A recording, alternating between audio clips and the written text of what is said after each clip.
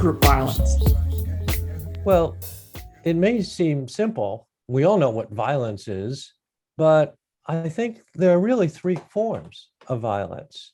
The first kind of violence we've all seen in some form or other, TV, movies, wherever. It occurs when there's a war. It's violence when one group of people try to kill another group of people. And there's too many of these that occur in the world. It's happened since the beginning of humanity. But more recently, there's been a horrific case of violence in Iraq when the Islamic State devastated the Yazidis. There was a humanitarian disaster in Syria when the forces loyal to President Assad just really plundered civilian population. So these are cases of war. And obviously, we're trying to see how to prevent those in the future. But there's another kind of violence which is equally important. It's violence of the mind. It's psychological violence. It's violence when one group of people basically defines another group of people as inferiors.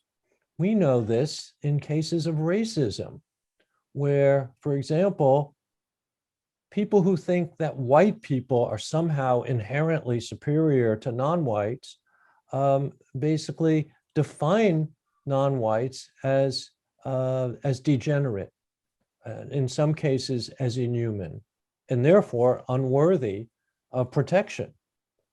With this kind of psychological violence, sometimes the result is genocide.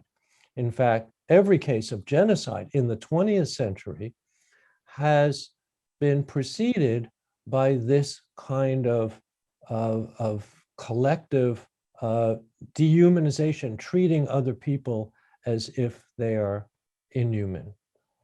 There's a third kind of violence, which is different. And this is violence of a system, like a government body, an institution.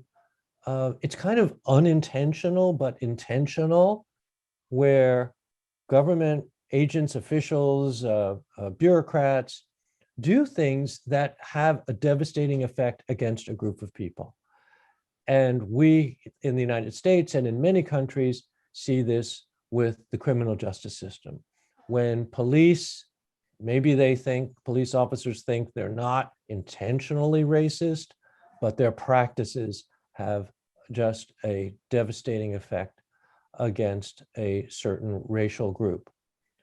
Racial profiling, the imprisonment of non-whites at a disproportionate rate, the killing by police officers at a disproportionate rate. These are examples of systems of violence.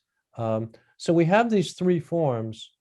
We have physical violence in cases of war, psychological violence of the mind, and systems of violence.